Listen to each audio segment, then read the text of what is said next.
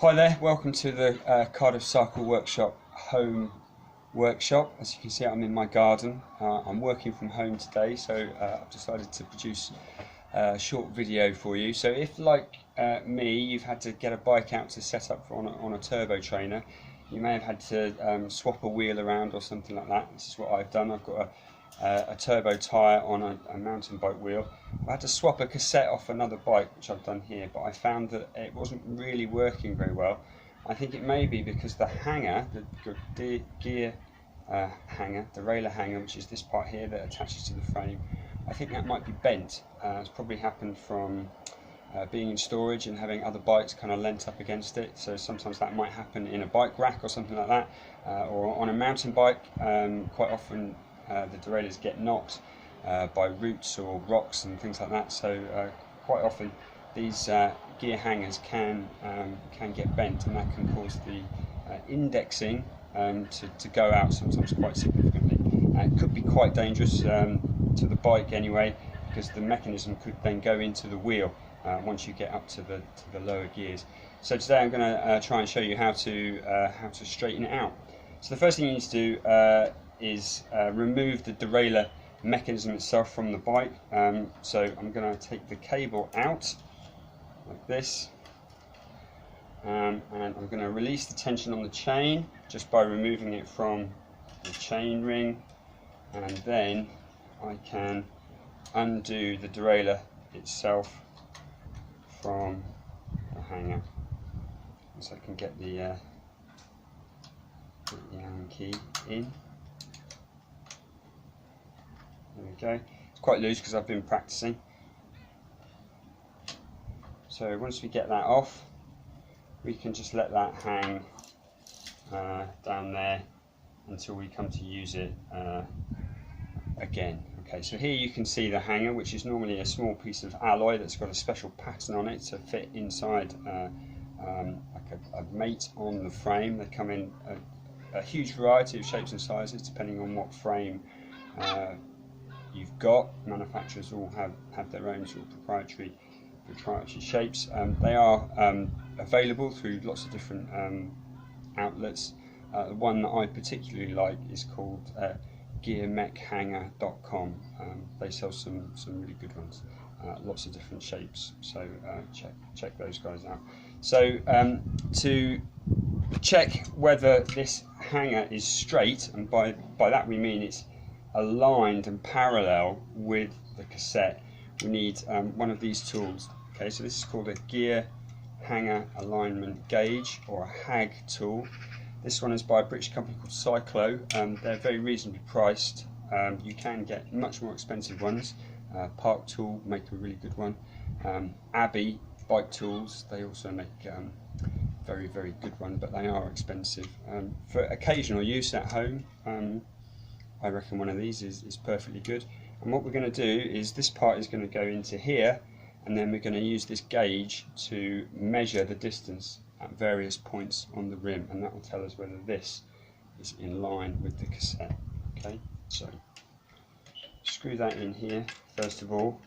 Be careful how you screw that in, because you don't want to damage the thread on the hanger itself. Okay, they're made of soft aluminium. They're designed to break or bend in the event of an accident, so they can get damaged quite easily.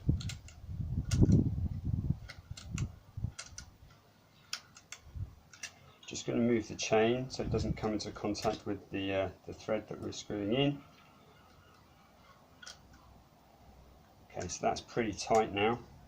So I'm going to measure, using this gauge here, the distance to the wheel rim, like that.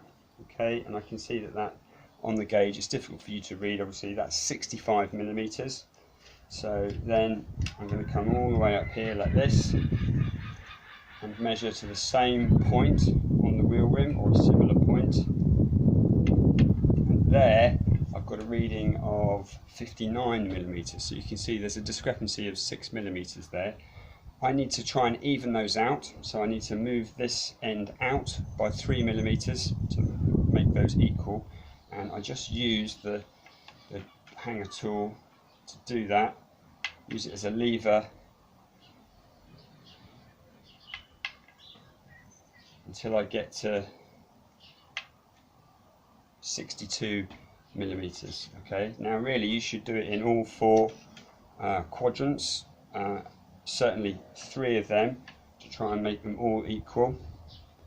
So we're aiming for about 62, 63 all the way around, and we'll know then that our hanger is nice and straight.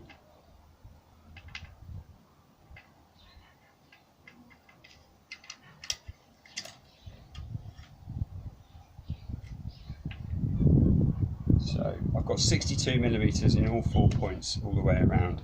A discrepancy of sort of 2 to 3 millimeters, a run out of that much is okay. The mechanism will be able to cope with that, but anything over that, then you definitely need to kind of realign it. There's a limit to how much realigning you can do. If they've been bent out of shape, many times, they will become very soft and they may snap when you try and break it. But certainly, if you're just making minimal adjustments, it's a good thing to do. So now I'm confident that's straight, I can put the derailleur mechanism back on. So take your tool out.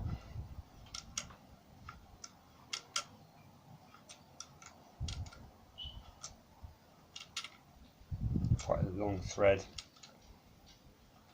Just talk amongst yourselves.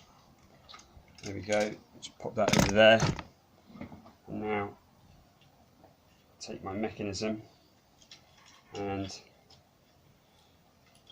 you need to make sure that your B screw, this is a SRAM GX mechanism, so it's got like a little washer with a plate that sits on this part of the gear hanger here. You need to make sure that that is going to be in the right place. So just try and get yourself organised to do that. Bit of grease on those threads is a really good idea,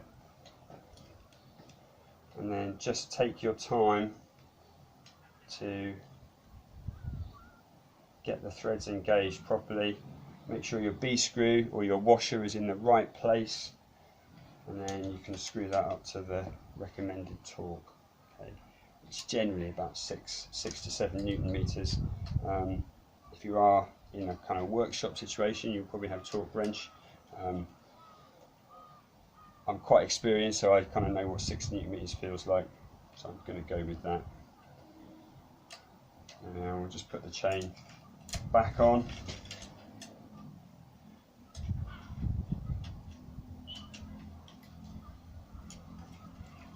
And then we're ready to set the indexing, which I'll show you in our next video.